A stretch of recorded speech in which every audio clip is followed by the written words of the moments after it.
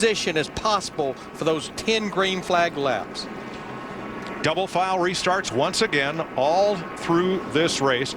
There is no overdrive or green-white checker because this race will end under green. Only green flag laps count as you have a look at our sprint starting grid.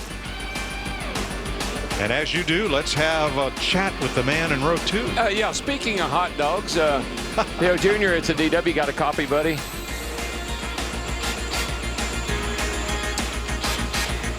Hey, Junebug, got a copy, buddy?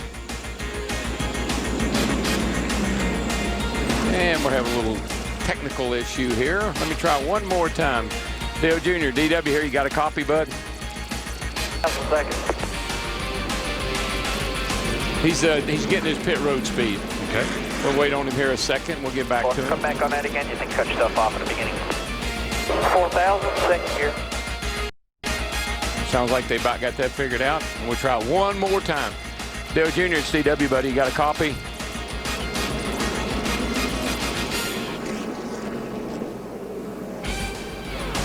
Well, Darrell, we'll let them get their business done. We'll talk to him in a little while. Okay. He's getting ready to race for $1 million. But that pit road speed is so important, mainly because, Mike, that pit stop you talked about at lap 25, that's a green flag pit stop. And I think that there's going to be so much determined. I think we're going to have a lot of problems and penalties on that 25 lap green flag stop. Now, if for some reason we're under caution at 25 laps, when we go back to green, the mandatory stop would be the third time by once we go back under the green flag. 21 cars on pit road, all at one time for 4 tires. That in and of itself is going to be pretty exciting. I think so. Just watching that happen. All right, let's get down to pit road, beginning with Matt Yoakum. Mike, tonight, if you're Kyle Busch and the M&M's team, it's a combo platter of agendas. Now, if you're Kyle Busch, every race is an all-star race, and he wants to score a W to add to his racing resume. He led the most laps in this event a year ago and then had a motor problem. If you talk to his crew chief, Steve Addington, they're trying a few new things tonight to use as an opportunity to maybe find something better for next week's marquee event, the Coca-Cola 600. And, of course, if you're JD or Joe Gibbs, your agenda, you just don't want to see your car leave here on the flatbed. Those things cost a lot of money. Could be a big money night for this JGR team. Steve Burns. Well, Matt, Jeff Gordon is a big money driver. He's won this event 3 different times. His crew chief, Steve Letarte, said this is a setup that we've never even practiced. It's a Texas setup on steroids. We just hope it has enough grip, Dick Berggren. Well, if Larry McReynolds is right, and he probably is, that the pit crews are going to play an important role in the win for this race this evening, give the advantage to these guys. They work for Matt Kenseth, and many think this is the best team on pit road. Kenseth himself starts in the 3rd position tonight. He is a past winner of this event. He drives car 17 and starts 3rd. Our other pit reporter, Carl Edwards, is busy at his day job tonight. He will line up his number 99 in 12th place. One thing you don't want to do, Mike, is you don't want to take yourself out of this race early. No. You know, you got to hang around to get the $1 million. And on point, Jimmy Johnson, the driver who has banked more all-star money than anyone, $2.7 million. And as we told you during pre-race, the pole winner at every NASCAR race has the option of starting on the inside of the front row or the outside, and only the pole winner has that option. Johnson's chosen the outside. Yeah, and you don't do that very often, but there are cases like here tonight where we see off turn 2 seems to have a huge advantage. Makes good sense if he can beat the 2 car to the corner. Jimmy and his Hendrick teammates happy to have the boss back at the track. Rick Hendrick is here, and we listened in on his conversation with Jimmy Johnson. Jimmy, you got a copy, Jimmy? Put it to him, man. Have some fun. Be careful. 4, boss. Good to hear your voice, and hopefully we get you the victory lane tonight. I hope I didn't get dressed up for nothing, man. I feel the same way. We'll do my best. I should have got Mr. Hendrick to talk to Dale Jr. for me.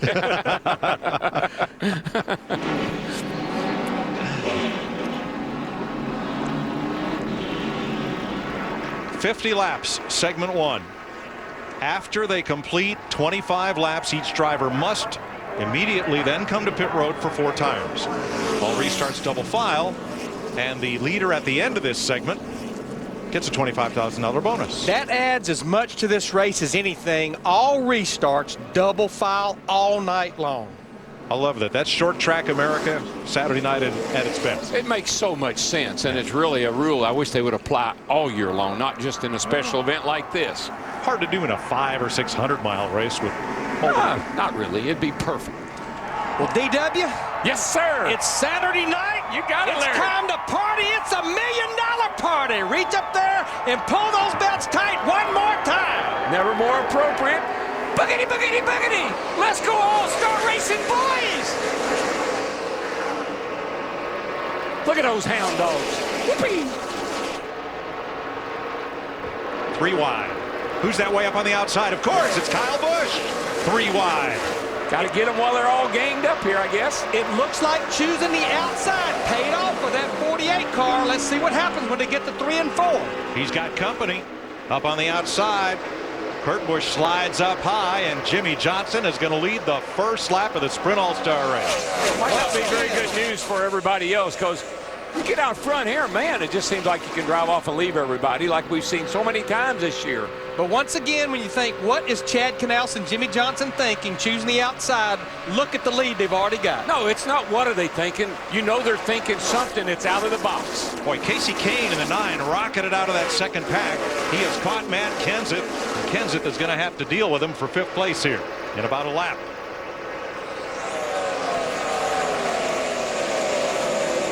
Ryan Newman and Kyle Busch behind him.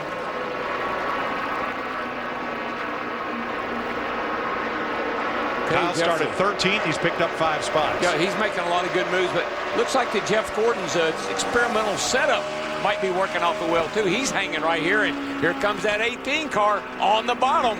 That hadn't worked very well for a lot of guys. 3 wide, Newman in the middle of that sandwich. Whoa. Kane had to get out of the gas. I think he might have gotten into the fence. But, you know, we're not surprised at that 18 car. He qualified right up at the front, but in qualifying, it included a 4-tire pit stop. They had a lug nut penalty that cost them 5 seconds in qualifying. 2nd place, Junior on the bottom. Look at that old white 88 car now. It's on the move, looking pretty good. Whoops. Pushed up a little bit there in the middle of the corner. And, boy, when he did, Jeff Gordon in that 24 car just pulled right up to his rear bumper through 3 and 4. You know, these cars are just so fast, Larry. They have a hard time hugging the bottom. I mean, this track normally is a bottom feeder here, but it looks to me like the speed is up at the top where you can keep her wound up. Well, that's exactly what Kurt Busch in the 2 car and Matt Kenseth in the 17 back in 5th are doing. They are working the high side of both ends of the racetrack. Whoa, June, look out. Here comes Gordon on the inside of his Hendrick teammate, Dale Jr., but now he's got Matt Kenseth alongside in the 17. Tell you, that 17 car looks fast, Larry, and you know, based on what we saw out of that 26, his teammate in the other race there, those cars have got a lot of steam on the hood tonight. Just get such a great run off the corner when you keep that thing wound up on the high side. There's just so much grip up there. It's shorter around the bottom, and normally that's the way to go here, but man, you get off the corner with so much power. Jimmy Johnson with a 2-second lead. Kurt Busch has broken away from the pack, which is Kenseth, Earnhardt, Gordon, and Kyle Busch. I believe Kenseth, if he can get out of traffic, he may have something for the leader up there if he can get to him. Well, we know we have that 4-tire stop coming under green. They call his pit crew the Killer Bees. They'll pick him up some time in there. Got a pretty good pit box, too. He's in early off of turn 4. He likes that spot. Kyle Busch on the outside of Dale Jr., 5th place. Give it to Kyle Busch. Yeah, it looks like Junior's car is starting to fade a little bit. That 24 car isn't fading, though. Here he comes, and he's a bottom feeder.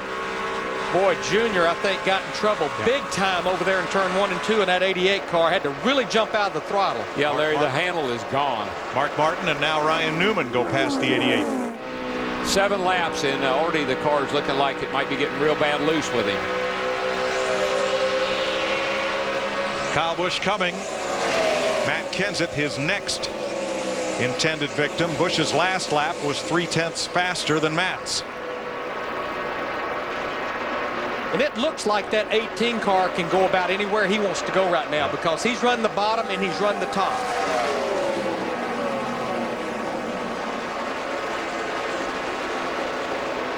I tell you, a car that's on the move. Tony Stewart had a miscue on his qualifying. He was supposed to get 4 tires. He left after 2. Started back in 15th. He just cracked the top 10.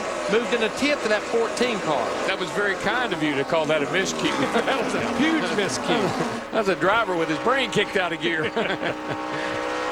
Tony said he was concentrating so hard on his launch out of the pits. Welcome to the top 10, bud. Good job. There you go. When the jack went down, off he went. They still had 2 tires to change. He says, back in a minute. I'll be right back. Then he backed up and got the other 2 tires. No penalty. We thought that 24 car might have been fading just a little bit ago, but now he's pulled right up to the rear bumper of second place Kurt Busch in the 2 car.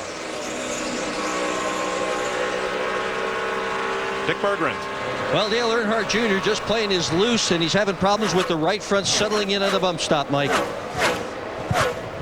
It's just falling over on the right front, that's all. 2 by 2 for second and for fourth. And they tuck in line for fourth, but for second, Jeff Gordon's going to try to steal it away down in turn 1. It doesn't matter what kind of season Jeff Gordon's having. When he comes to All-Star Weekend and that old $1 million carrot's dangling out there, Big Daddy ramps it up a notch. He's the money man. Trust yes, sir. One more $1 million race than anybody I know. Jimmy Johnson with a 3-second lead over Jeff Gordon.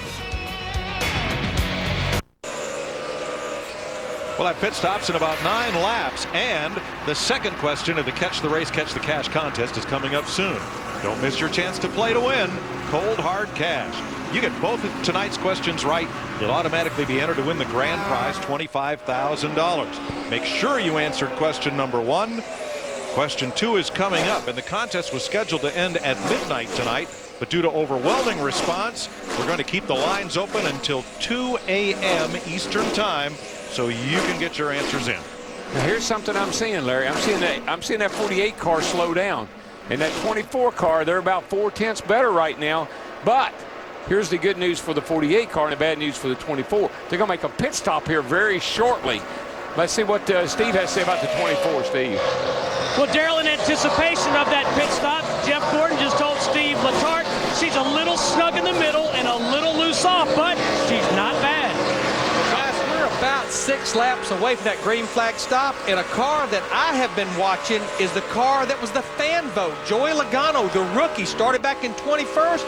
Watching the lap times, he's faster than anybody out there right now, sitting back in 11th position. Could be from that, 40 laps of practice he's already had, Larry. They made some adjustments to that car going into this deal. Could pay off. Worked for Casey Kane last year. He was the fan vote, and he went on to win.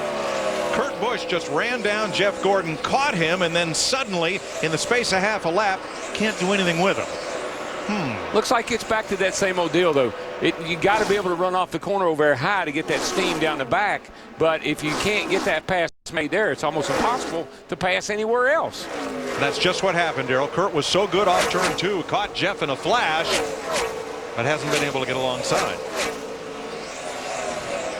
Now here's Sam Hornish and Jamie Mack. They are battling for 13th place after starting back at 19th and 20th. That time now, the 24 got messed up off of turn 2 and gave Kurt a little room off there to make this pass, maybe. But watch the 24 car on the high side. Now, it almost looks like the 24 car is getting tight in the middle of the corner, won't turn. Well, and the other thing, Larry, you can run the bottom pretty good, seems like in 3 and 4, but you have got to run high off turn 2 to make any time. Matt, how about Jimmy Johnson? Chad Knaus already having Jimmy break down exactly the feel that he is getting in his race car at the moment. Jimmy said that the car much tighter up top than it is in the bottom, which sort of surprised him, but he also said the racetrack is really starting to change. He's noticed it over the past 3 or 4 laps. The track is starting to change as we get closer to that first stop. Well, Matt, they are definitely the 2 and the 24 are cutting into the big lead that the 48 car had. Just that lap alone, they picked up 4/10 on the leader. And I'm sure what most of these crew chiefs would love to do is any chassis adjustments, if possible, do it with air pressure. That way you don't bog the stop down with somebody out there changing the track bar or changing wedge. You can make that air pressure adjustment now. Now they've turned the lights on at the entrance to pit road, the pit closed lights. That will be used as the indication to the teams and the drivers as to when pit road is open, just after the conclusion of lap 25, which we are working now. Well, Mike, one of the biggest stories of 2009 in my book has been mistakes on pit road, whether it's lug nuts falling off, lug nuts loose, speeding on pit road, and I just think we're going to have a lot of that when we get to this green flag stop. Tell you one thing, that 48's going to be happy to make this stop because his car is really falling off. I'm not so sure Kurt Busch isn't going to catch him before we make this pit stop. All right, Jimmy's just completed 25 laps. So it'll be regular green flag stop rules the next time he comes around. The field cycles through turn 4, and then that light should change to green, signifying that pit road is open, and there it is. Now, so everybody will be coming to pit road. Everybody. All right, got to be careful. No speeding here, boys. This is going to be critical. The good thing here is that we're using only every other pit stall. So there's plenty of room to get in, plenty to get out. Dick Berggren. Matt Kenseth just told the crew the car is almost perfect in 3 and 4, a little bit tight in turns 1 and 2. He comes into his pit stall absolutely perfectly, parked it just the way he should. Pit road, a busy place, Steve. Air pressure adjustment for Jeff Gordon. Dick, he said the car has gotten pretty tight in the middle. He's having a hard time on the cut. Timmy Latiga and Clay Robinson, the tire changers, Matt. And the 48 of Jimmy Johnson looking at pulling a spring rubber on the left rear. Meanwhile, the 18 of Kyle Busch overshot his pit box. He had to back it up slightly, losing considerable amount of time here on pit road. He entered pit road in the 3rd position.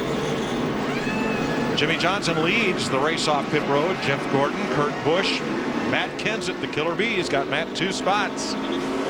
They do it no matter where we're at or what the conditions are. Now, watch this 48 car on 4 fresh tires. This is where he was really bad fast. And at the end of that 25-lap run there, he was slowing down a lot. Let's have a look at what happened in Kyle Busch's pit with the number 18.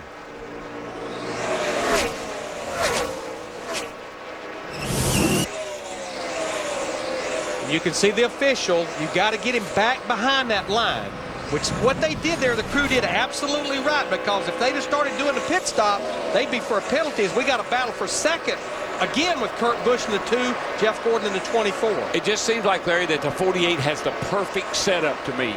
He's bad fast on 4 fresh tires, then he slows down right near the end of the 25 laps. And what will we have at the end? A short run. And I think they've planned it perfectly. The problem with Kyle Busch on pit road cost him 2 positions. Right now he is trying to catch and pass Mark Martin in the number 5, Steve. And Mark Martin really likes his race car. He said the car started off a little bit loose, then it neutralized, and then went a little bit snug, just the way they planned it. No changes on that 5 car on that stop. And here's Kyle Busch trying to make up a 2-spot deficit for shooting past his pit stall on pit road. Well, he's accustomed. Last night in the truck race, he had to start in the back about 3 different times. He ended up second last night, but he had a lot of trouble last night too.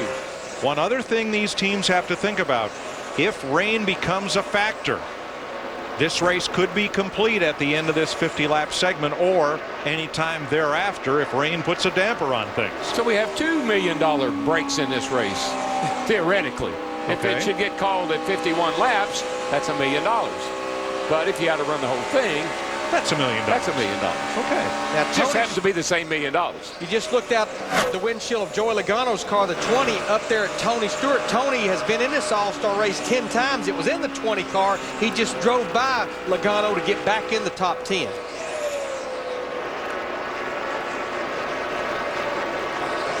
It's a battle for 13th right now between Casey Kane, the winner from a year ago, and the 9 and McMurray in the 26. Larry, I'm watching lap times. The 28 was 4/10, or the 48 was 4/10 quicker than Kurt and Jimmy and Jeff Gordon.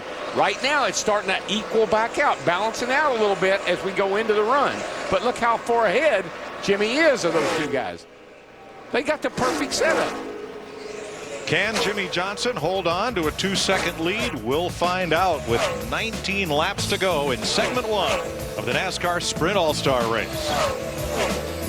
onto his 2-second lead. He has padded it by another half-second over Kurt Busch. But just watching these cars go around the racetrack and looking at these lap times, I tell you, when we stop this race and we get everybody bunched back up, I think you're going to see a lot of different agendas here, and you're going to see some cars that haven't been up front that are going to get up front. Now, Carl Edwards has moved up to 7th place, but is it a strong 7th, Steve? Mike, 2 quick updates for you. Ryan Newman stopped unexpectedly on lap 36. I just talked to Bobby Hutchins. He said they think something broke in the suspension. They're not sure what. Also, Carl Edwards, the 99, they think they have a loose lug nut on the right front, but he is not going to come in. Well, he's got to ride it out for 12 more laps, and there's Ryan Newman right now. He is a lap down. Of course, we still, even though this is a special event, look like it's dragging right there. we still have the free pass, but you can see the sparks. Something's definitely broke on that 39 car. You can see the left front's down. Yeah, the splitter is hitting the ground. Splitter looks okay, Ryan. It's something a little further back that's dragging, it looks like. Maybe a brace under there, but something, it looks like, I thought it was a splitter. Casey Kane has just moved past Bobby Labonte. That's for 11th, just outside the top 10. We're at 10th place. Joey Logano has picked up 11 spots from where he started. This is just a repeat of that first 25 lap segment. The 2 and the 24 are starting to eat back into the 48's lead now. And I'm going to tell you who else is back there that's pretty quick, Darrell. Right behind Jeff Gordon in the 24 is Mark Martin in that 5 car. We know he's pretty happy with his car right now. Mark is the fastest, second fastest car on the racetrack that lap to Jeff Gordon. Well, I never thought I'd say this, and not in Mark's career, but he's the hottest driver on the racetrack. The kid. The kid. Mark Martin. And he has the kid above his door this week. He does. I'm telling you, he's on fire. Called old man. He's on fire. Age 50. Ain't no crazy old man driving that car, I can tell you. And still winning. This battle here just will not go away with 9 laps to go in this first segment. The battle for second between Kurt Busch and Jeff Gordon. Kurt continues to run the high side. Gordon's hugging the bottom. But like you said, as they look in their rearview mirror, right behind them, Mark is closing on them. And not too far behind Mark is the 18, who's trying to overcome that mistake in the pits. Now, Mark Martin's won 2 races this year. Weren't they both on Saturday nights? Yes. They were. Yeah, they were. Phoenix and Darlington. They really were. Phoenix and Darlington. In the nighttime. You know, I know we have possibly a loose wheel on the 99, but I've got to say, I was pretty impressed with the fact the only mistake we had out of 21 race teams on those green flag stops was the mistake of the 18 sliding through his pit box. Well, these are the best 21 race teams in NASCAR right now. And they had practice last night. Right. I mean, last night they had to come on pit road after making a qualifying lap, and get down there and make that pit stop. So I think that really helped them tonight. Coming up, 2 20-lap segments and then a 10-lap shootout to finish this off. Here is 5th place Kyle Busch. He got back one of those spots he lost on pit road, but not the other.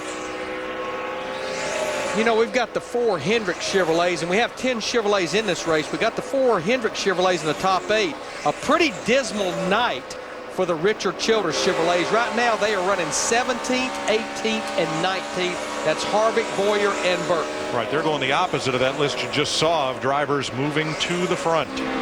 This this just won't quit right here. The only way they're going to end this battle is to throw that caution flag.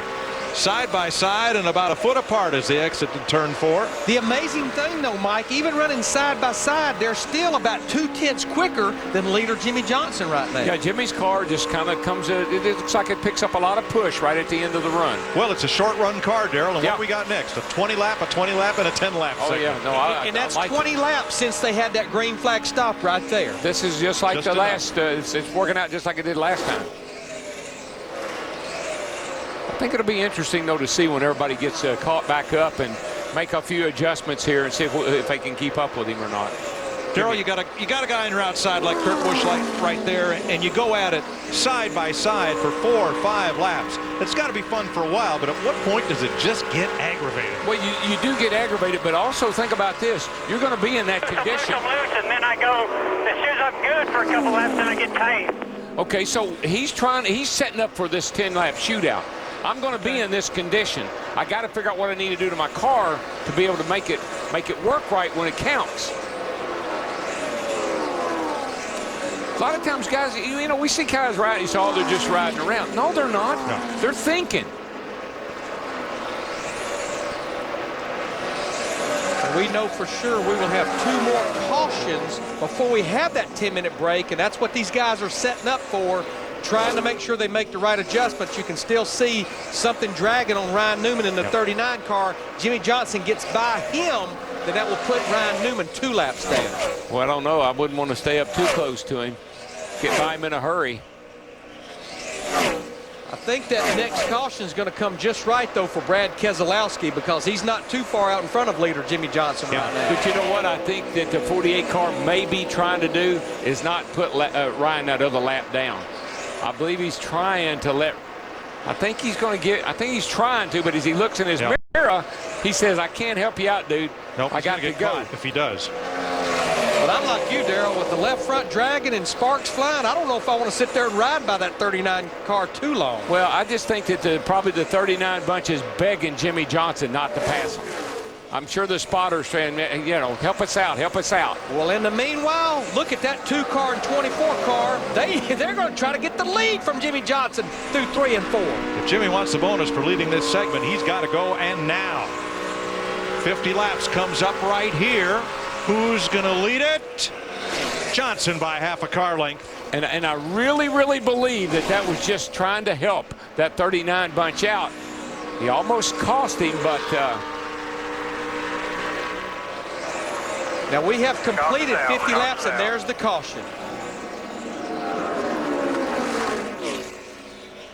Well, that got entertaining right at the end. It did. So, I mean, Jimmy he'll be in the front. He was leading at the halfway mark, and Ryan didn't go that other lap down, and I just know that was helping out. Really good job, man. Really good job. This is doubly good for Newman, because not only did he stay in front of Johnson and save a lap, now he gets the free pass because he's the only lapped car. Ryan Newman is now back on the lead lap. So, you know, I know that was probably being orchestrated right at the end right there. It almost cost Jimmy Johnson, but it really did help out Ryan Newman. But, you know, this is a caution. This may give that 39 team a chance to rectify the problem. Now, I think here's the scenario. We know we have 20 laps to run, and we're going to get another caution. I think it's a no-brainer for most of the guys in the top 8 or 10. You know what? Come get your 4 fresh tires. Right. But I'll almost guarantee you, Darrell, we may have some gambles at the back of maybe guys just changing 2 right-side tires, trying to get that track position. I just don't know about Jimmy Johnson's car, Larry, because it seems like it really falls off at the end of these runs. So it's going to be interesting to see what they do. That's okay with me, Darrell, because they're not going to have to run this far again tonight. Right. Hard to believe they can set that up as a 20 lap or 10 lap car, and then it just goes away like it does. A lot of it's set up, but the other part of it is air pressure. Knowing exactly what air pressure to have in that car, in those tires, to make the car handle that well that long. All right, pit road's open. We're under the competition yellow at lap 50. Dick Berggren. And Matt Kenseth's crew is going to put just outside tires on his car, Mike. The car is sliding the nose, and as soon as he gets on the gas, it goes tail happy, goes right out sideways. They're going to try to tighten up the back end to help Kenseth in the 17. Seaburns. Well, Dick, Jeff Gordon said the car is pivoting on the right front too much, which makes him very free. They're going to make a track bar adjustment. They're doing that right now. 4 tires, Matt. Significant track bar adjustment for the 48 of Jimmy Johnson. After about 10 laps, he says the car goes from free to tight. Air pressure change for the 2 of Kurt Busch. He also feels like his car way too tight that run compared to the first. What I saw was 4 cars that went with 2 tires. The 17 of Kenseth, the 26 of McMurray, the 77 of Hornish, and Kyle Busch, the 18 car. We've got some gamblers. Segment 1 complete. Jimmy Johnson was the leader, and after pit stops, Kyle Busch has assumed the lead. This is the first NASCAR event at Lowe's Motor Speedway since the loss of David Poole for 13 years, the auto racing writer for NASCAR's hometown paper, the Charlotte Observer. And next Thursday, Lowe's Motor Speedway will dedicate the deadline room in the Time Warner Media Center in the infield to David's memory. He was a great writer and a talented and enthusiastic talk show host, and he is missed.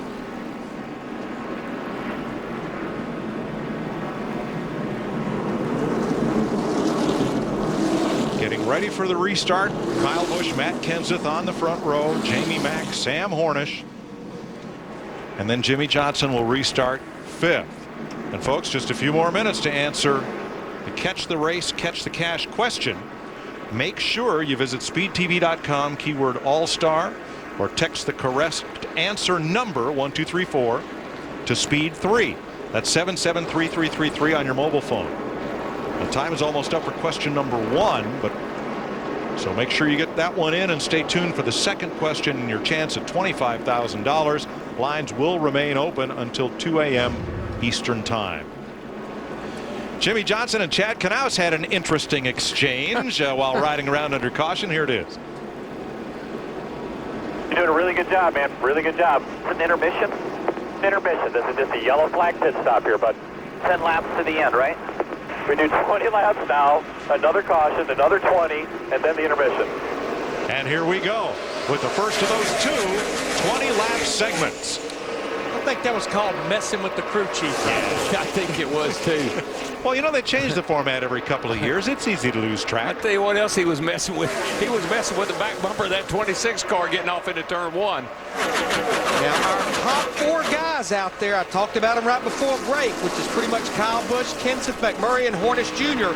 2 right side tires only, but here comes Jimmy Johnson and Mark Martin fighting Hornish for that 4th spot. But Larry, it's just time and time again with this race car, particularly on 1.5-mile racetracks, whomever gets out front checks out.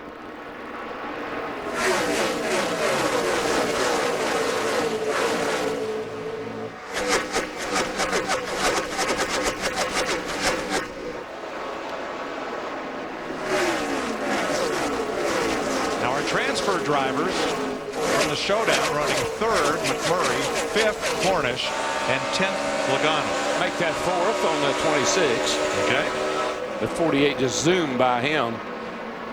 Man, that 48 car, holy smoly. I'll be anxious to see how he does on this 20-lap run. He's making my neck hurt going through those corners that fast. He has got some grip in that car for about 20 laps. You know, even with getting past for 3rd, McMurray in the 26 car just ran his fastest lap of the race. How about Matt Kenseth holding station in 2nd place after that 2-tire change?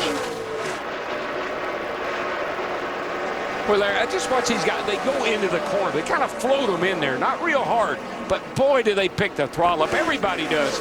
Way early in the corner, and man, they come off the turn with so much speed.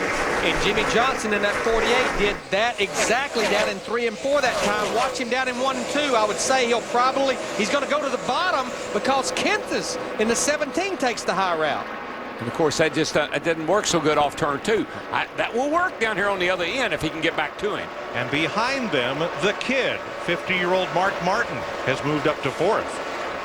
Did I tell you he's the hottest driver on the circuit? Right now. Ran his first race in 1981. And here he is tonight, 50 years old and driving like a kid.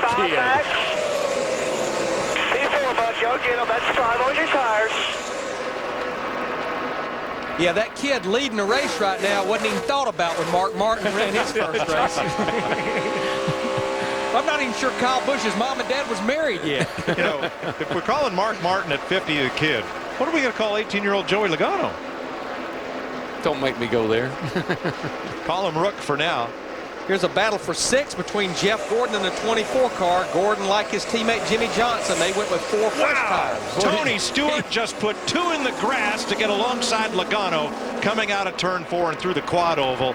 That was a bold move, number 14. I think he was motivated to get by that 20 car. You watch him here. He gets a great run off the corner, and he just cuts to the bottom right here. Like you said, he didn't get in the grass. He got mighty close.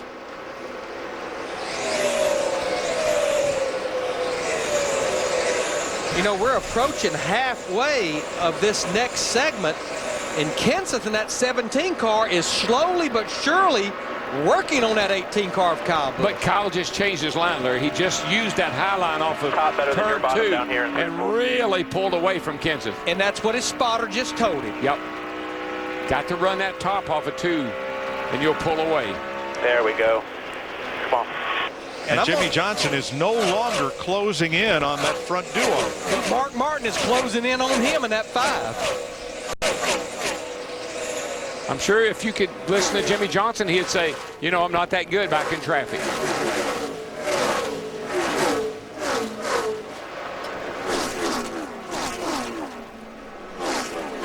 You know, of our 4 cars that changed just 2 right side tires, all of them are still in the top 7, including these 2 right here of Kyle Busch and Matt Kenseth. Larry, I just don't know if you need to change any tires or not. I mean, I just know watching that truck race last night, they went 100 miles on tires. Next time around, we're halfway through this second segment. Busch leading Matt Kenseth. Kyle Busch still the leader. Time for another racing question from Ask.com. How do drivers qualify for the All-Star race? If you want the answer, go to Ask.com, where NASCAR fans go to get answers. Ask.com, official search engine of NASCAR. A lap ago, Matt Kenseth got into turn 1 side by side with Kyle Busch, but could not complete the pass because Busch just had such a good launch off turn number 2.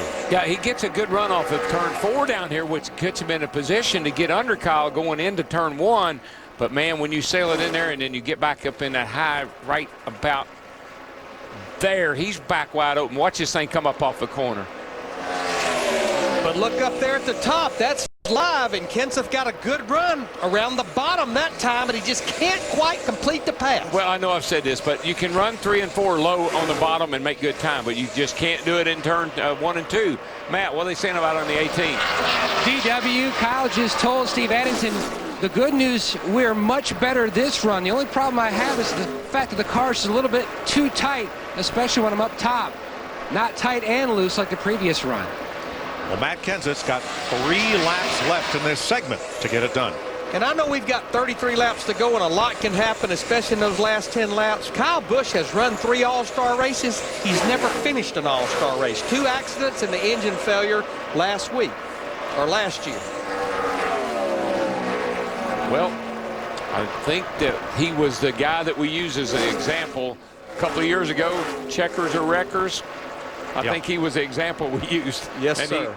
He just that kind of guy. With his brother. Yes, sir. This is his kind of race. All right, Kenseth in second, Jimmy Johnson, who led the first segment, in third, and here's Mark Martin in fourth, Steve. And Mike, his car has been consistent all night. Starts loose, neutralizes, then gets a little bit tight. That's the way it is right now. They haven't made any changes to that car for Mark Martin.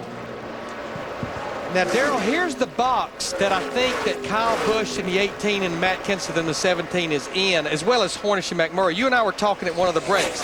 I would have liked to have went with 4 tires on that last caution and do the 2 this time. And I almost think that the 18 and the 17 are going to be forced to go with 2 again. Are they going to give up too much track position? Because I think we'll have a lot more guys go with just right sides under this caution. Yeah, I think they were convinced, Larry, that that was going to work for them. If they take 2 now, they're going to take 2 again, because there's no way they can sit there and take 4 this time. All right, caution flag after this lap as Tony Stewart battles Sam Hornish for 8th place. Kyle Busch wins the second segment over Matt Kenseth. With Jimmy Johnson third, and Johnson the fastest car on the racetrack as we cross through lap 70.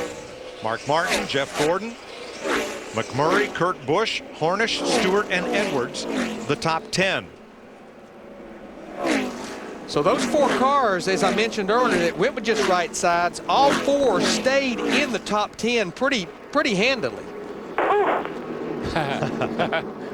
This is the 4th time that Kyle Busch has won a segment of the All-Star race, and as you mentioned, he's never been around at the finish. Was Ric Flair driving one of those cars? Sounded like it. Whew. I think he worked pretty hard that segment there. I think he did too. He had his hands full, I know that. In NASCAR's top 3 series, Kyle Busch has 25 starts, 2 poles, 6 wins, 12 top 5s, 15 top 10s. That's all at Lowe's, right? Yes, 4 Nationwide Series wins and 3 Camping World Truck Series wins.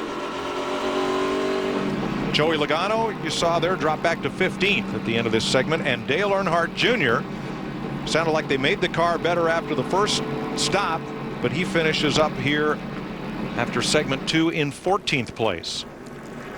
We have all 21 cars on the lead lap. One thing we did not mention, we did have one penalty under that last caution. Greg Biffle was too fast entering, had to start that segment at the tail end. Yeah, and he ended up 17th in that segment, so it really hurt him.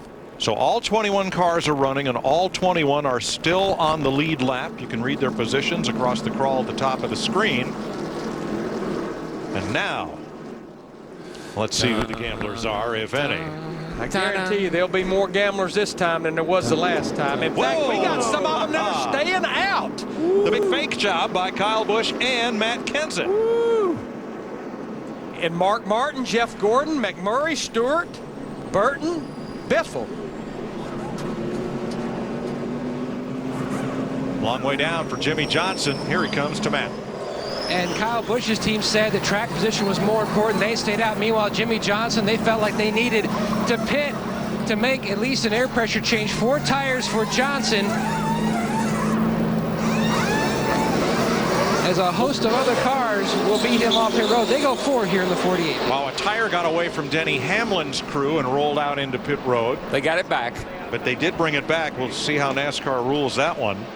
But Larry, that 48 car, he's got to have 4 tires. That's just what I saw in the first segments. He was really good on 4 tires. I think he's got to take 4.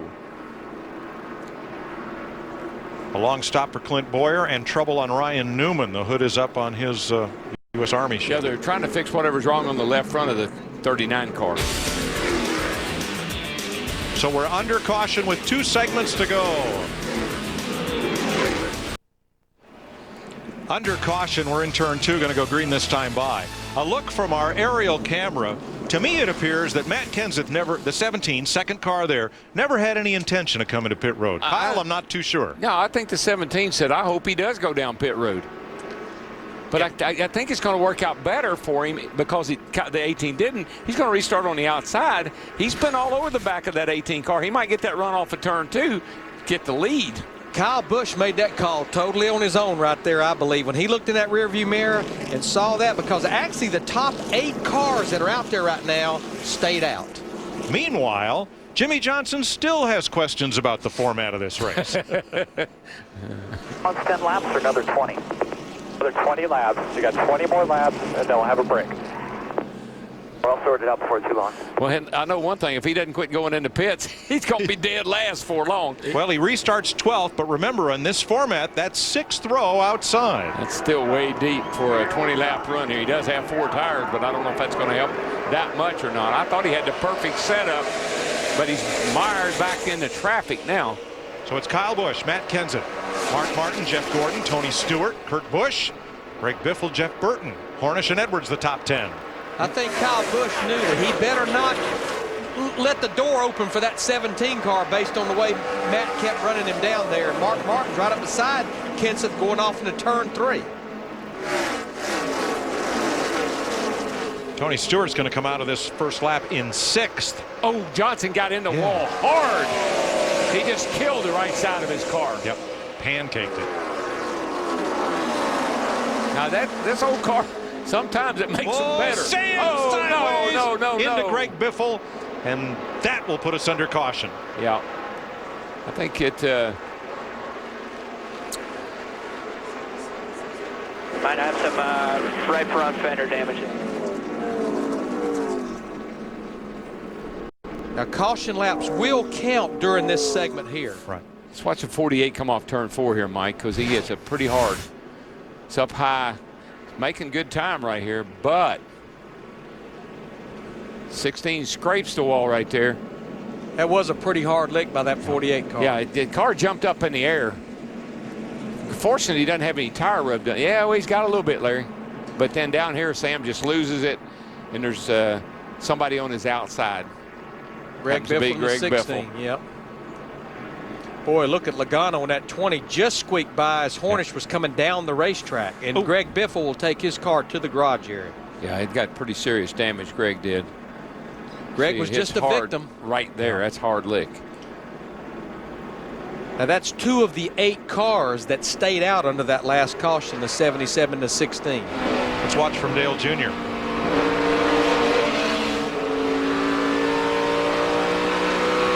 And from Joey Logano. Thought it'd be a good look.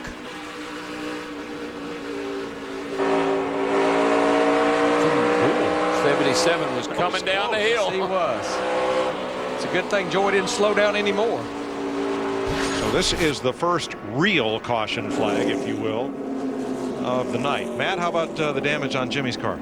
Jimmy reported it to the team that he kissed the wall a little harder than he thought he probably did, and both spotter and crew chief looked it over, said does not look bad at all. In fact, Chad Knaus added, after what we saw cars do last week at Darlington, that's nothing. Well, I agree, and I'm not real sure when he gets up to speed if he's going to have a tire rub or not. I don't think he does, and actually the body doesn't look that bad. Here is Boyer, Newman, Keselowski, and Hornish on pit road. No one has gone to the garage except Greg Biffle. So 20 cars on the racetrack, all on the lead lap.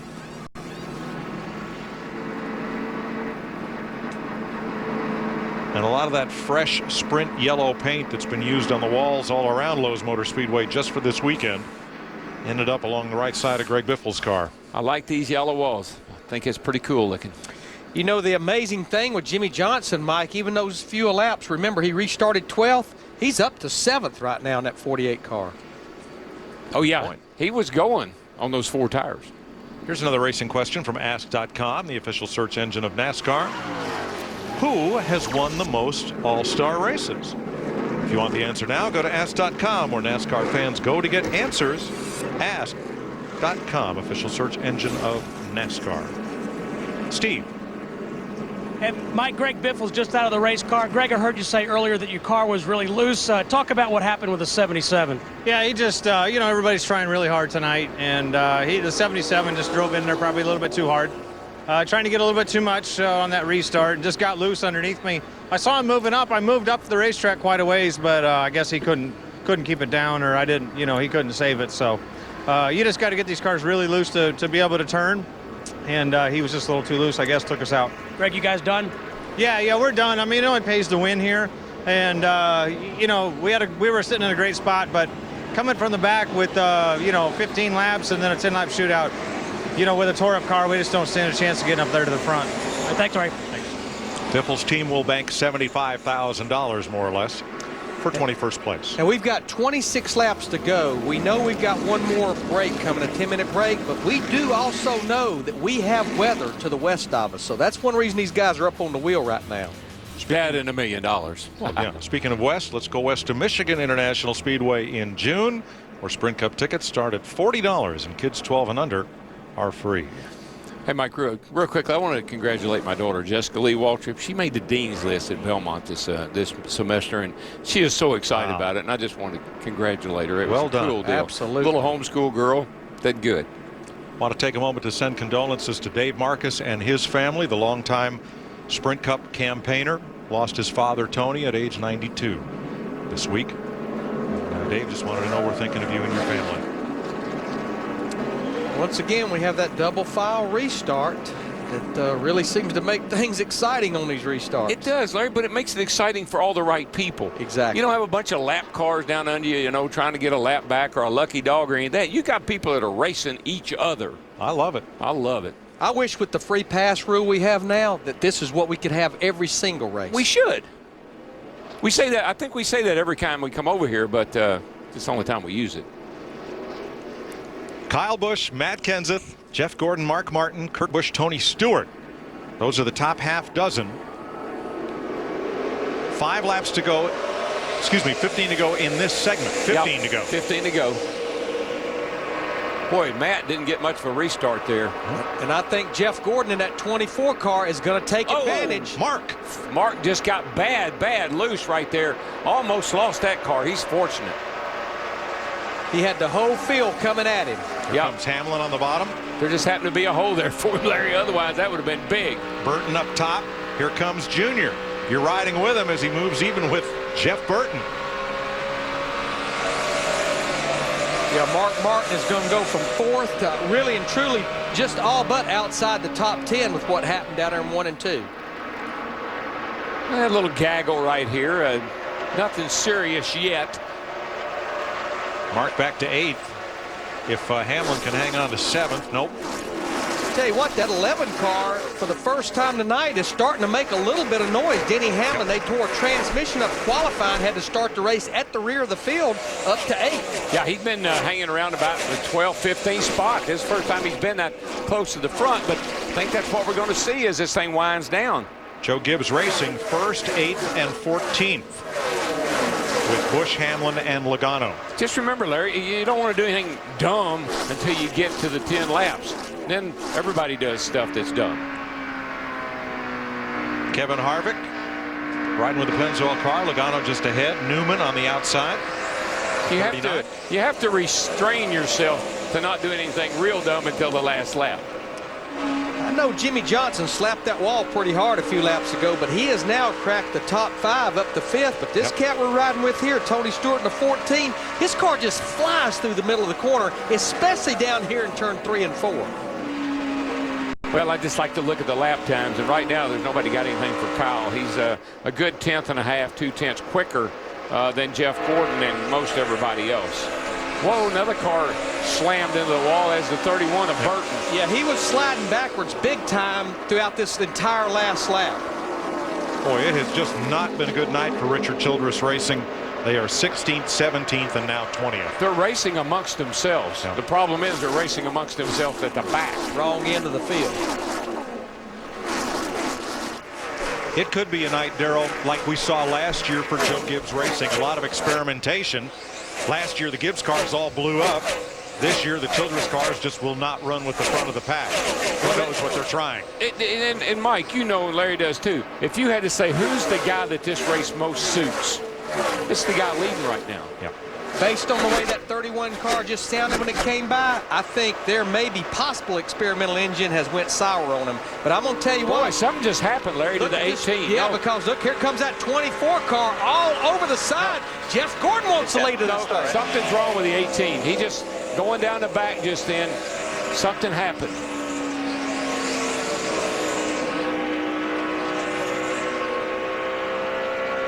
See if it's running clean or not. I think that's the engine we're listening to.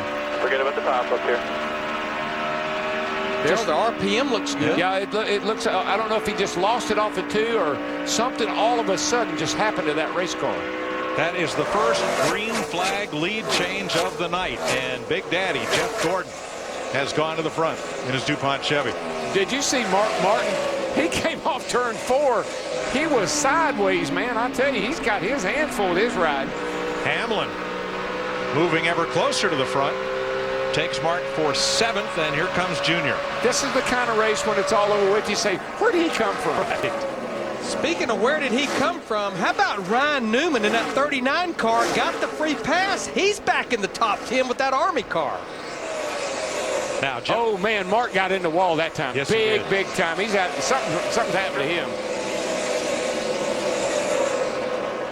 Jeff Burton believes he has a plug wire off, but continues to run on the racetrack. Whatever's happened, he's lost the fire in one cylinder. Whatever's happened to that 18 car, he's about got his hands full of Matt Kenseth in the 17. Kenseth to the bottom. This is a battle for second. Meanwhile, Jeff Gordon pulling away with about 6 laps to go in this segment 3. Yeah, Larry, I'm not sure what happened, but something happened to the 18 car, and all of a sudden Jeff Gordon just pounced on him and drove away, and now he's got getting passed by Matt Kenseth here. Well, this right now, this is where you've got to get your track positioned to be set up for the 10-lap shootout. You know, it could be tires, it could just be a lot of things. Don't know at this point. I don't think it's nothing wrong with the engine, apparently. It seems to be running okay. But this is big right here. Do you want to start that 10-lap segment on the outside of row 1 or on the inside of row 2? I'm not sure that Kyle Busch ever thinks that way. I think he just thinks about somebody's trying to pass me and I don't want him to. while those guys are going side by side, that 2 car of Kurt Busch is drawing in closer and closer. But just remember, the 18 and the 17, they have not been to pit road in a while, and their left side tires, they have been on there since lap 50. Yeah, I think that's what's wrong with the 18. I think he just run the tires off of it because he was driving really, really, really hard. But the great thing about those 10 laps at the end, everybody will have 4 fresh tires. And Larry, the 24 car, once he got out front, he picked up 5/10 of second place once he got out front. Look who's fourth, coming right into the picture.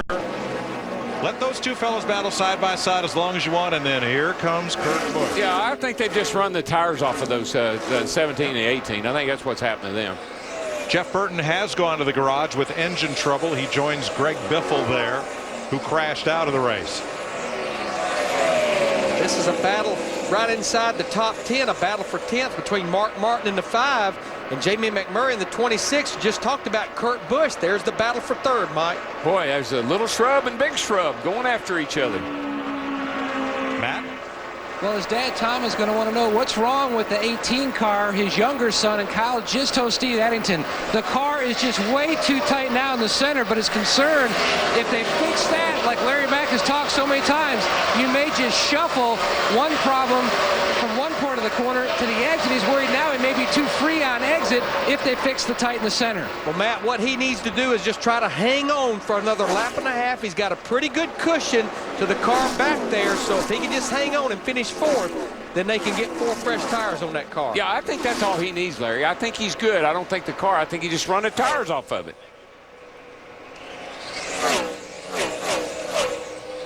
One more time around the park, and we'll get set for the 10-lap shootout. That's the biggest lead I've seen anybody have. Look at Jeff Gordon going down the back. He's got almost the length of the back straightaway over second place. Once he got out front, it was adios. This will be the 6th segment win for Jeff Gordon, not including his 3 All-Star finale wins. Ka-ching, $125,000. Not a bad payday for 20 laps. No. Matt Kenseth second, Kurt and Kyle Busch, Jimmy Johnson. Johnson came from 12th to 5th in 20 laps. And hit the wall in between. Yeah, Tony Stewart 6th. Caution's out. Denny Hamlin, Dale Jr., Ryan Newman, Jamie Mack, the top 10. Oh, boy. Now we get down to the show for the dough. Time for our second Catch the Cash. No, Catch the Race, then Catch the Cash question of the night. Segment 4 is the final shootout. How many laps is it? You must know the answer by now, and I'm sorry, Jimmy Johnson, you're not allowed to enter, and you're not allowed to help. So, fill out the form at speedtv.com, keyword All-Star, choose the correct answer. Or text the correct answer, number 1, 2, 3, or 4, to SPEED3, 773333 on your mobile phone.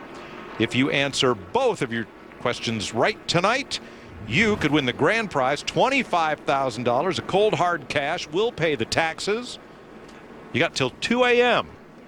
So start dialing. Hey, Mike, get online. They're always putting information on the driver's dash. Maybe next year they need to put that many segments on Jimmy Johnson's dash. But you know what, Darrell? With 10 laps to go, the man you drove for when you won this race in 1985, old Junior Johnson, here's where he'd tell you, Darrell, you want to win $1 million or you want to win 200,000?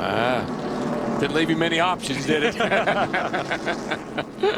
And the other thing he'd say is, boy, don't you lay down on me.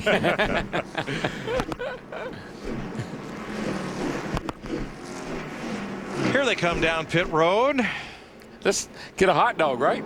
Oh, hot dog segment's over. Oh, that's over with. Here we go, Dick Berggren. Well, Matt Kenseth wants more than a hot dog. He wants a pair of new bump stops on the front of the car, which, of course, they can't change under this pit stop. The car's bump stops appear to have worn out, according to the driver. And he said what's happening is as he goes into the corner, this splitter is dragging along the racetrack and is causing him to not be able to use the throttle and not be able to have the kind of speed that he would like. It's really not something they can fix, Steve. Oh, 18 missed his pit stalls. Let's go back to Steve. Thank you, Mike. Just a moment ago, Jeff Gordon told Steve Letarte, I cannot be loose when I get on the gas when this last segment starts. Steve Letarte said 10-4, we got a plan. And it just, you know, on the bump stops on Matt Kenseth, what that is, when the car travels, it's just some stops on the shock absorbers that lets it keep from traveling too much. It sounds like because that splitter's starting to hit there, that splitter right there, that now he can tell that basically the bump stops, they've given up a little bit. Now, when this break is over, the cars will leave pit road in the same order in which they entered. You do not lose any positions pitting under this caution, Matt.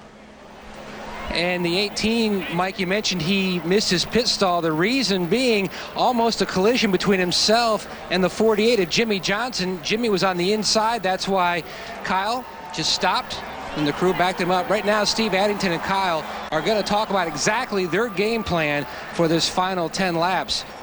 But his biggest complaint at that point, the car was just way too tight that last run. But like Larry Mack documented, he had those old tires. That would have been bad to have crashed on pit road coming in there and you've got 10 minutes to work on the car. When it doesn't mean anything. That tells you how crazy pit road is. Yeah, we do. Outside towards the plate. Okay. Dick Berggren. With Dale Earnhardt Jr. How's the car? What do they got to do to get you up front? Well, it's tight. They need to make it turn a little bit better.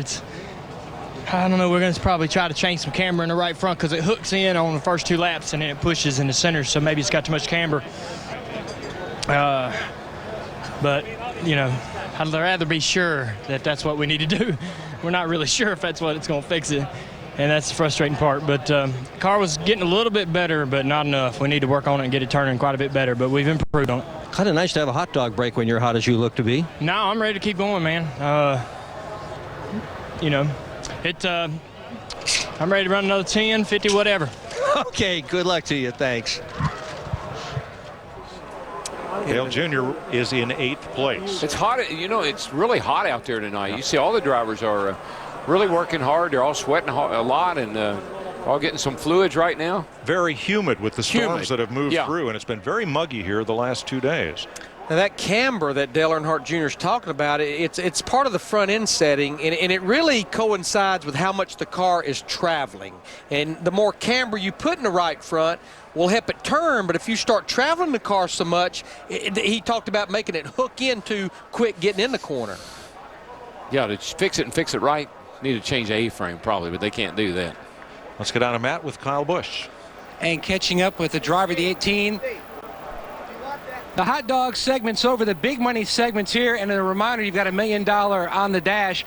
How big of a change do you need to make to this car for the final segment? We're not as good as we need to be. We've got some ideas for the 600 for next week that we need to work on. We're not as good as the 24 or the 48. The 2's really good too. The 17's about like us, but he can turn a little bit better. So, you know, with what we want to change, I can't change out here on pit road. So we'll just have to see what we can get out of this M&M's Camry and see if we can't steal one out of here in 10 laps and, you know, take the money, kiss the girls, and go home. And he does have that $1 million dash he can look at every lap. Steve? And Matt, Jeff Gordon talking to the guys on the crew here. He's a 3-time champion of this event. And Jeff, I heard you say when the caution came out, Steve Letarte, I can't be loose when this race restarts. How do you line him up here? Well, we do have to make a few adjustments for this short run. We were really strong on the long runs. I mean, we got an awesome race car. We definitely have a DuPont Chevrolet that can win this race. And I'm really excited to be, you know, in it and be on the pole for this last segment. But it's going to be wild, man. You gotta be wide open for at least those first 2 or 3 laps, you know, or at least through one, and be able to really get after it early in order to, especially that 17 looks good early, 48's good early, a couple other cars, 18. So we're going to get after it. We'll see what happens. Good luck. Thank you. All 4 makes represented in the top 5. 19 cars on the lead lap, and the big question is, who will bank the $1 million?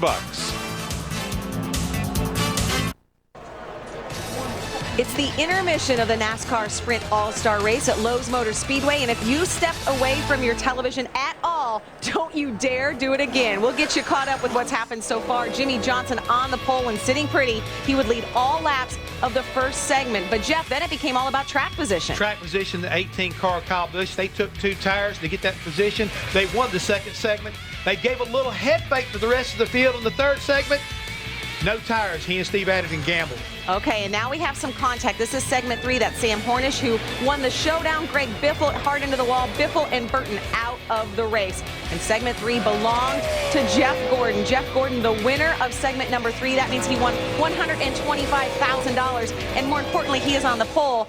And we only have 10 laps to go. Only 10 laps. And most of the time you tell these guys, give and take on the track. But right now, Krista, it's take time. No charity out there anymore. Baby. Get all you can get. There's no tomorrow. All right, let's hear from one of our drivers, Matt Yoakum, standing by. And one car very strong in the race. The final 10-lap shootout. It's finally here. How big of a change are you making to your car? And what was your biggest issue you felt like during the last segment, Jimmy? You just get tight so fast. That was our issue. If I can get in that first, get a couple guys here at the beginning, I think we got a shot at it. But track position is really more important than anything. To see guys that can stay out on 2 tires and hang on that long really shows the importance of track position. I did all I could after that stop to get up to the front. I got in the wall a little bit, but got a bunch of spots. And, I'm going to go for it when that brag drops, and we'll see what we can get. All right. Good luck, Jimmy.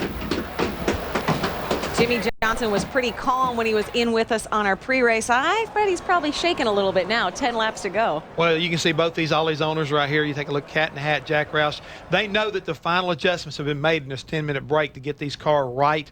But the key thing, again, Jimmy Johnson talks about track position. Jeff Gordon is definitely in the catbird seat. If he can get a good start right here, he might be able to hang on and wind up walking away with $1 million. Yeah, Jimmy Johnson, a 2-time All-Star winner. Jeff Gordon, a 3-time All-Star winner, trying to make history, becoming the only 4-time winner. The dash for cash, 10 laps is all that's left. Don't move because we are about to get fired up. To do it alone, get in the zone, AutoZone.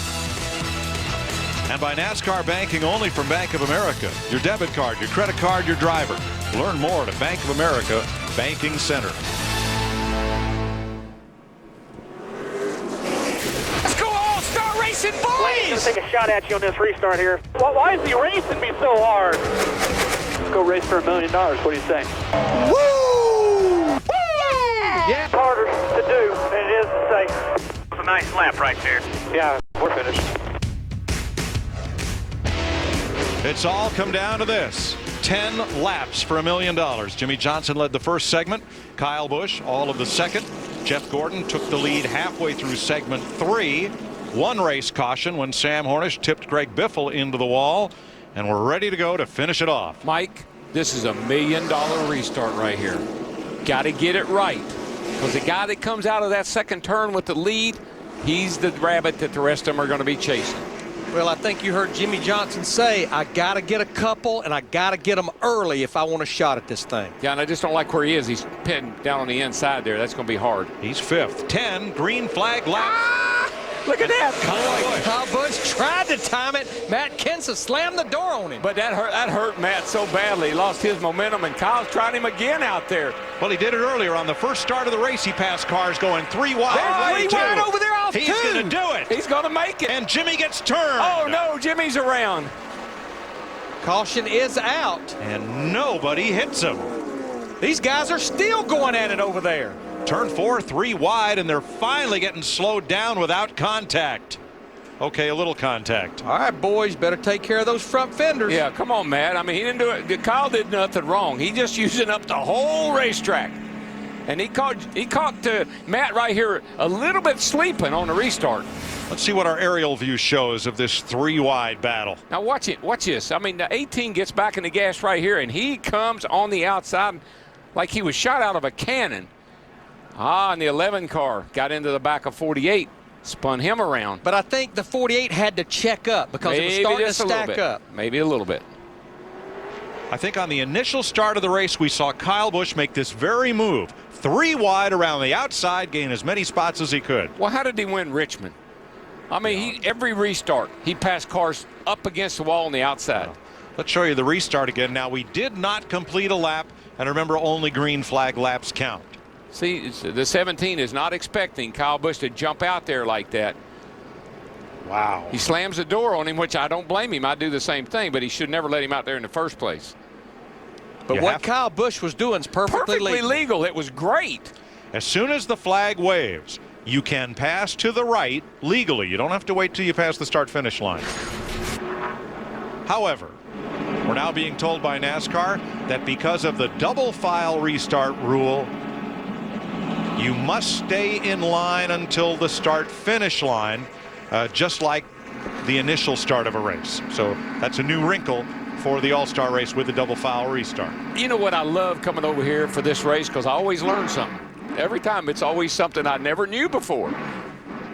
That's just different. Kevin Harvick has had a rough night, and it looks like he has maybe a tire rub. Mike, one thing we need to explain is because we did not complete a lap, they will go back and restart like we started the lap before. Doesn't matter what happened on that lap right there. Again, just like Saturday night short track racing. You restart, you don't complete a lap, everybody gets back in line the way they were. Well, you know what I bet Kyle Busch does this time? I bet he goes underneath the 17 this time. He'll surprise him somehow. Now, of course, cars that pit during this caution will have to restart tail end. Yeah, Jimmy had, I think he had a couple of flat tires when he spun down the back. Yes, that is confirmed that those guys that pitted, like Kevin Harvick, like Jimmy Johnson, will go to the back of the field. Dick? Well, Matt Kenseth's crew may have found the Band-Aid that are going to solve the problem of the nose of that car bouncing off the racetrack. They didn't change the bump stops, but they shimmed them. Which is part of something that teams will do on a pit stop. Something else I saw them do, Larry, which is going to make that car a little quicker. They put tape on the grill. They taped up the grill. They shimmed up the front end. They're going out there and try to win $1 million. Well, you know what? If they taped up the front end, they better put shims in it because it's going to travel more. There you go. He's taping her up right there. Doesn't take much. Well, it's getting cooler, and of course, that's going to help it run faster down the straightaways and help that car to turn through the corners. I wouldn't care if it's going to run 290 degrees. It'll just run faster. We got to do it for 10 laps. $1 pay for it, right? That's right. We'll buy a new motor. You know what? I'm having a flashback here to 1995. The last time a 24 and a 17 started on the front row side by side. It got ugly. It wasn't a 2-car, it was a 3-car. Yeah. And we met down here in the middle of 3 and 4, and it didn't turn out so good for the 17 and the 3 at the time. I am so glad, though, they brought back this 10-lap shootout at the end. And I don't know of a driver out there that wasn't happy about it. Still 10 laps to go. And we may be doing this for a while. I don't know if we can get a lap under our belt here for a while. Come on, folks. Get up on your feet. This is going to be big. You know what? We have got us a crowd here tonight. It's a great crowd, man. I'd pay to see this. So Gordon and Kenseth, the Busch brothers, Stewart and Hamlin, former teammates, Earnhardt Jr. and Newman, McMurray and Martin are the top 10. 19 cars, they're all in the lead lap. Pace car dives in. Here we go. And somebody said, where would you like to be? And he said, I ain't got no idea.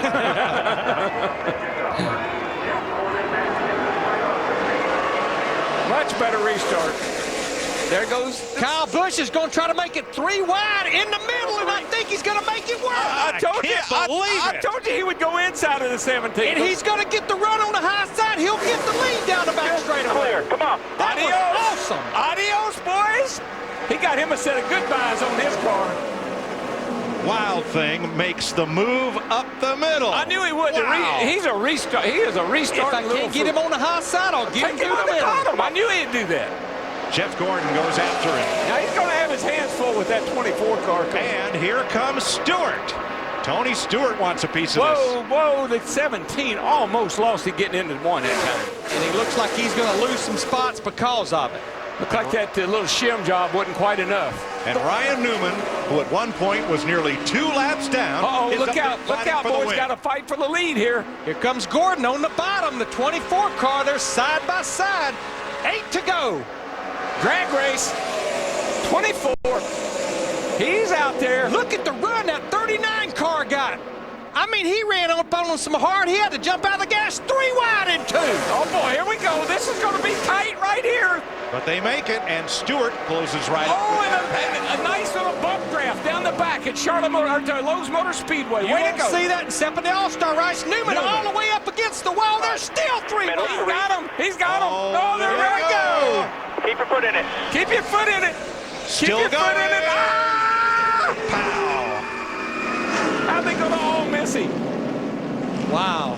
Wow. Wow. Hey, can we say it? Give us a chance. Have you ever? No, I have never.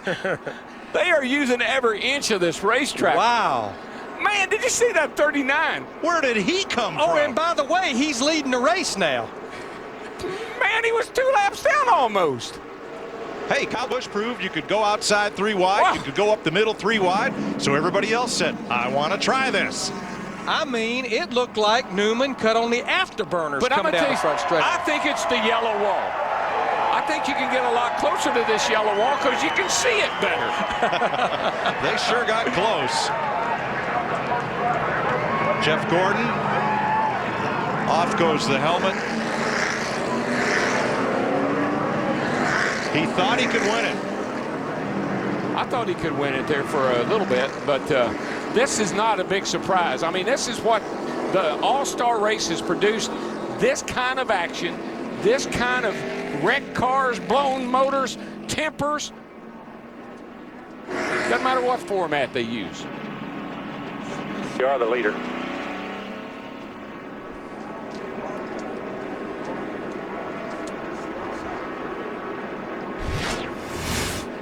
I want you to take a look at this right here. This is amazing. Ryan right here, he's pushing the 18 down the back. That clears the 24. But watch what he does when he gets down here. I mean, look how close. There's not even room for a shadow on the wall. And it's like they just all ran together. They ran into the funnel coming off turn 4. Jeff Gordon's fortunate he didn't get rammed into right there. Because there were a lot of cars coming at him, and I don't think a lot of them knew which direction he was going to end up. What are we hearing? Now remember, we go back to the last scoring loop that the cars have passed before the instant of caution. And we'll have to check and see if Kyle Busch or Ryan Newman is the leader at that point. They're bringing all the cars. And now, to get the leader, we're being told that instead of using the loop data, because only green flag laps count, what do you do at the local short track when you have a caution?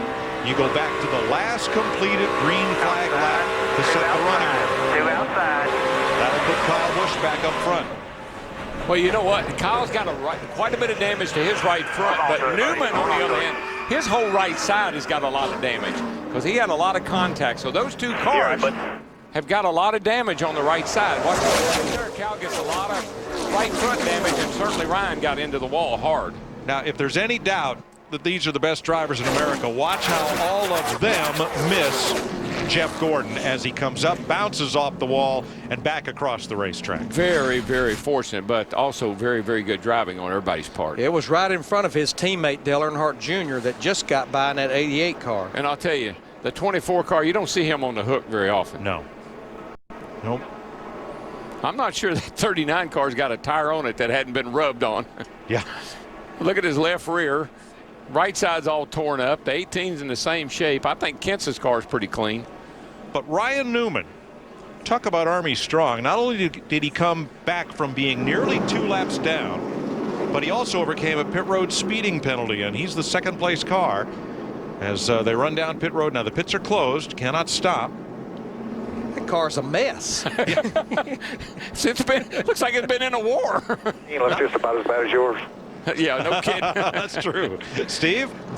Mike, listen, I'm not going to exaggerate. It wasn't that long ago that Ryan Newman, Tony Gibson, Bobby Hutchins were contemplating parking that race car because they were hitting the racetrack so hard.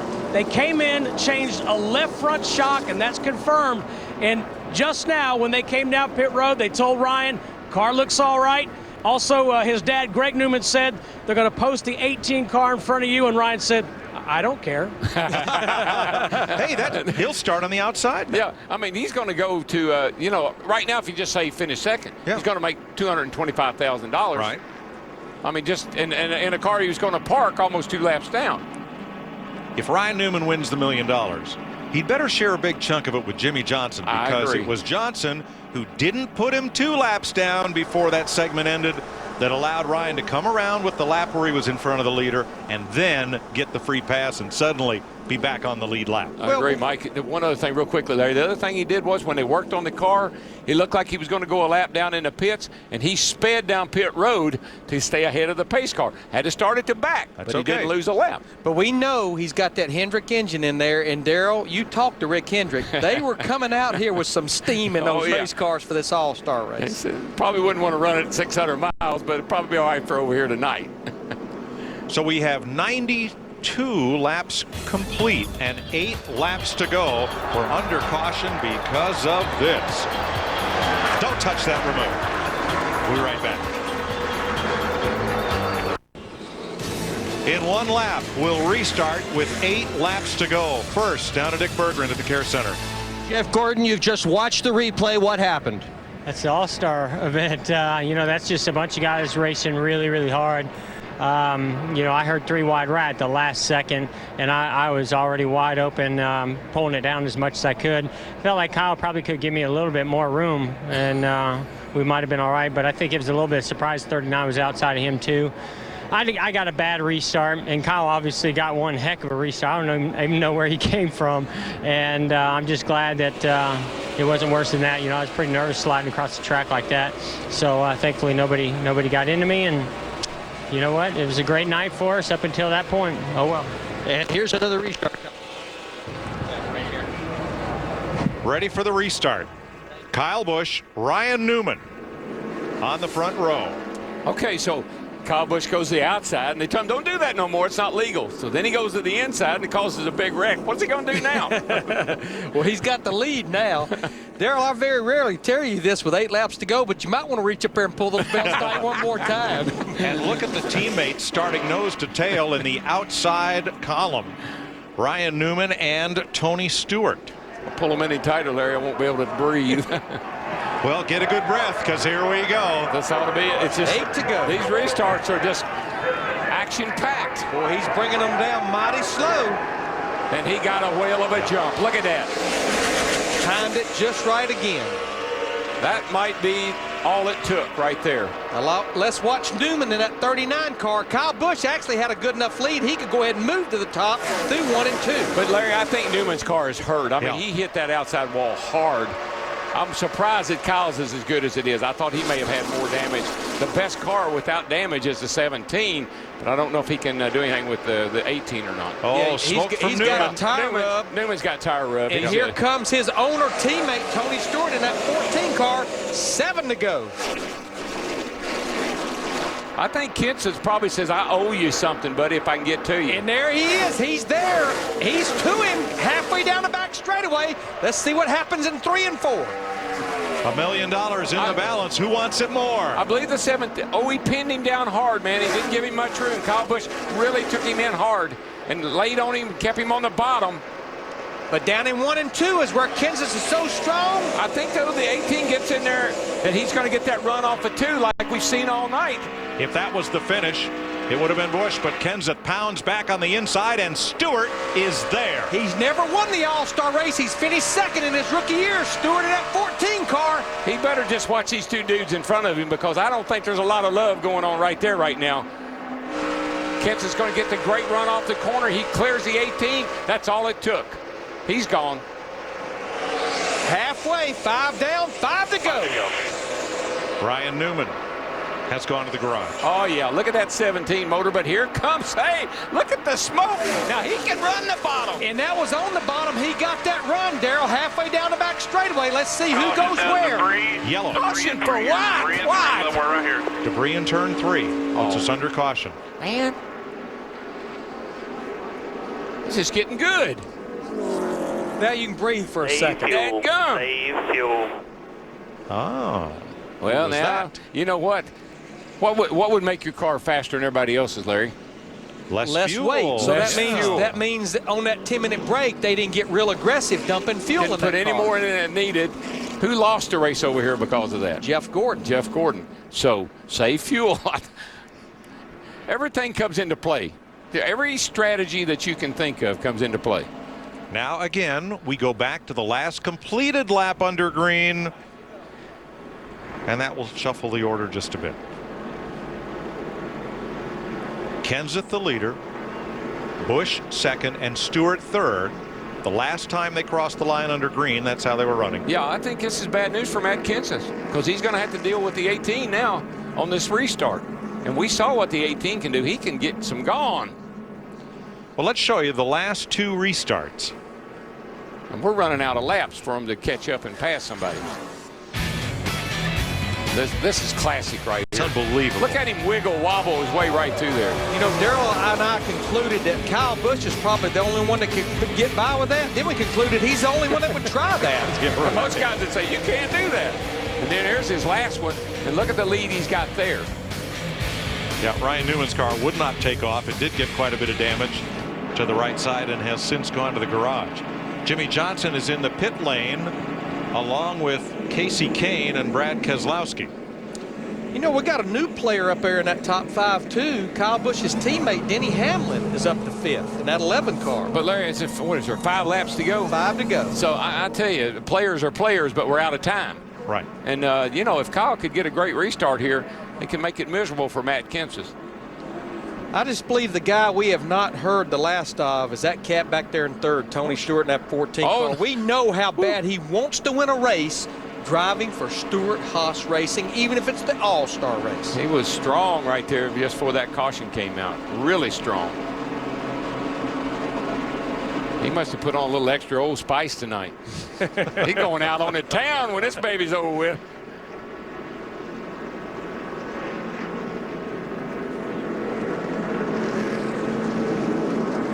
Dale Earnhardt Jr. in the 88 car. Yeah. He's recovered nicely, back up to 6th. Pit You want to report go this time by? from the first race, Carl Edwards up to 7th. Check with Matt. And Kyle Busch's biggest complaint, Mike, the car just plowing this final segment. In fact, a few moments ago, he just keyed the mic and says, you know, I really don't know what we can do. I'm half tempted just to pull up and bounce the right side off the wall to see if maybe we can just move things around a little bit. And Steve Addy just said, I don't believe that's going to get us where we need to get it. No. He did that in the truck race at Martinsville. He went down the back straightaway and slammed it up against the wall to push the quarter panel back in. But I think he's probably got more damage on that right front than he knows. Yes. Look at this. You tell me these fellas don't want a piece of $1 million? They're all up on the wall. No. You know what they're ready for? The fight. And look at them. They're pretty big boys. You think it is short track Saturday No, night, I don't you? guarantee you. All the other rules indicate it, right? Yeah, you got Kyle Busch's crowd down there, and you got Tony's crowd up here. Poor old Matt. I don't know what he's going to do. Well, they've got a bird's eye view just past the start-finish line, and we've got 5 laps to go. A long night of celebration. Let's see. And competition. All waiting to see what happens for the last 5 laps. There you go. It's what I'm talking about right here. Restrain my boys. 1989. Hammond told me, you go on to the pits. We'll take care of this. We just wanted to tell them we need to do a little cleaning on their uniforms. If Kyle Busch's car is pushing, what can he do against Matt Kenseth right here?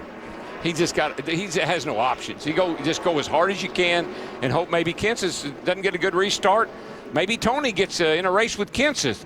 All he's got to buy is a couple of laps. The Busch brothers, 1-2 in the outside lane. Kenseth, Stewart, Hamlin on the inside. Here we go. Field's getting smaller, Larry. Yes, it is. 5 laps to go. Matt Kenseth brings them down. Green flag. Kyle laid back a little bit too far, maybe. He tried to get a run on Matt, but Matt took off better than I think Kyle thought he would. Here he goes. He gets that run on the high side. Can't quite pull it off this time. There comes Stewart in the 14, trying to get back to 2nd down the back straightaway. Now, I know Tony Stewart is a bottom feeder. If that thing will hook up around the bottom, look out. And Hamlin on the bottom as well against Kurt Busch. 4 to go. I don't think Tony Stewart would be shy about using the front bumper of that car. I can tell you that. Not for $1 million in his first win in that car. Man, that thing is so strong on the bottom. They're side by side, halfway down the back straightaway. It's the only car here that can come off too low like that with power and with speed. Keep the speed up. There he goes. Kenseth's a little stronger on the high side, but Stewart's not going to give up. Got a little loose that time. 3 to go. Running out of laps. The clock's ticking. The $1 million, man, it's nothing more disgusting than to be running second in this race. Matt knows he could not open the bottom that time for Stewart through 1 and 2. He hugged the white line. You're sitting there looking out your windshield, Larry, and you see $1 million driving away from you. Yes, sir. The difference first to second, $800,000. And Larry, did you notice what Matt did? He saw what Tony was doing to him. He took it to the bottom to take away Tony's line. He's taking for granted Tony Stewart will not go to the high side. 2 to go. Watch him down here. He's been running high. He opened the door, though. There was Stewart. And Stewart's going to get the lead. He got him. Bye-bye. Clear. Adios, amigos. Now watch Kenseth, though. I bet Stewart will stay to the bottom. Kenseth may pack it in there, go to the high side. I don't think he's got anything for him, Larry. Once that car got out front, he is gone. White flag this time. $1 million pass. Clear by 3. He's working the top right a little bit. Kurt Busch well back in third. Hamlin fourth. Carl Edwards is up to fifth. Kyle Busch has faded to sixth. Earnhardt seventh. Mark Martin, Logano, McMurray the top 10. Even getting past, you don't think they've ramped it up. Kenseth just ran his fastest lap a lap ago. Larry, what a great accomplishment for Tony Stewart, this team, that organization. Who would have thunk it? After self-inflicting a penalty on his pit stop, Tony Stewart makes $1 million. How about it's terrible on his pit stop last night. Drove off with only 2 tire changes. And here tonight, they're in winner's circle. And this is the first race that Gene Haas, the other half of Stuart Haas, has been able to come to. Hell with that fence, man. Good job, Smoke. These guys will go. I'm no telling what these guys will do. Tony Stewart has 1,058,656 reasons to celebrate tonight. There's Bobby Hutchins. Oh, boy. Competition director. And Mike, Larry, Tony's car doesn't have a scratch on it. No. It's clean. Showroom clean. So Kenseth second, Kurt Busch third. Nice run from the back of the field for Denny Hamlin, who finishes fourth, and Carl Edwards gets fifth. I think there were so many people that questioned about 9 or 10 months ago when Tony Stewart said he was leaving Joe Gibbs Racing after 10 years to go form the Stewart Haas Racing, and comes in here second in the points. Of course, this night was not about points, but what a year they have had. Oh, yeah. I think he just wants to blow it up. Here's the final pass for the lead. The difference in his car and everybody else's is right down here. Everybody else got right there. They bogged down. They couldn't go. But, boy, he was back in the gas and off that corner with a lot of speed. In the 2 laps prior to that, Kenseth was right on that white line. He would not open the door, but he opened it up that lap right there. That lap right there. Left it open and he went by. You know, I just don't know that we ever give Tony Stewart enough credit for what a great driver he is. I mean, I know we always talk about great drivers. I'm not always sure we put him at the top of the list, but he showed tonight he is a class act.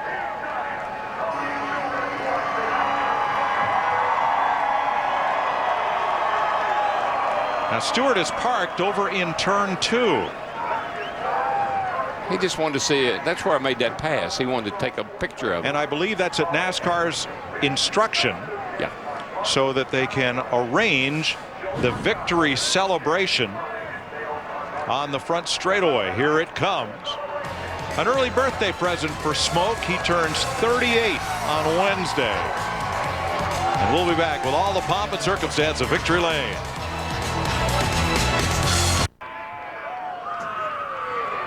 Y'all don't like $1 million, do you? Way to go, guys. Let's climb the fence, baby. Too old, too fat for it. Let's just have fun with this one. Thoughts of Tony Stewart. So his crew will climb the fence for him here on the front straightaway. Stewart joins Jeff Bodine as the only owner drivers to win NASCAR's All-Star race. Bodine did it in 1994. And in the 24-year history of the All-Star event, the winner has gone on to win the Coca-Cola 600 6 times, 1 out of 4. And he's fat, all right. He's fat in the bank account. He is tonight. And on the hip. One night ago, in the mandatory pit stop for qualifying for the All-Star race, Tony got his 2 right side tires, and concentrating so hard on leaving the box cleanly, he took off without waiting for the lefts. He got out about 4 car lengths, stopped the car, said, "I'll be right back." Backs up into his pit stall nicely, no penalty. Got the other 2 tires and went out. So he started deep in the field, 15th because of that miscue, and wins it all. But you know, you go back to 1999, Tony Stewart started his career with Joe Gibbs Racing. He had to race his way into the All-Star race that night and finish second. That was his best finish to date in the All-Star race, and how fitting. He makes the move to Stewart-Haas Racing and wins the first time in the All-Star race driving that 14 car. His hero's number, A.J. Foyt. And Larry, when do you have the most fun with something? When it's brand new. And right now, the excitement, the enthusiasm, and the drive and the effort that those guys are putting out over there is exciting because it's brand new. And it's the best start Tony Stewart has ever had to a season. Normally, he's a slow starter. You know, we don't hear anything about him until about June or July. And here he is, I mean, second in the points in the All-Star race. You look at the run he had tonight, and that cat that finished second, Matt Kenseth, but it's going to be a awesome Coca-Cola 600 next Sunday night. Tony taking a call on a Sprint phone. Steve Burns is right. Mark Martin leads in with the congratulations. Steve? Thank you very much, Mike. Tony Stewart on the phone right now.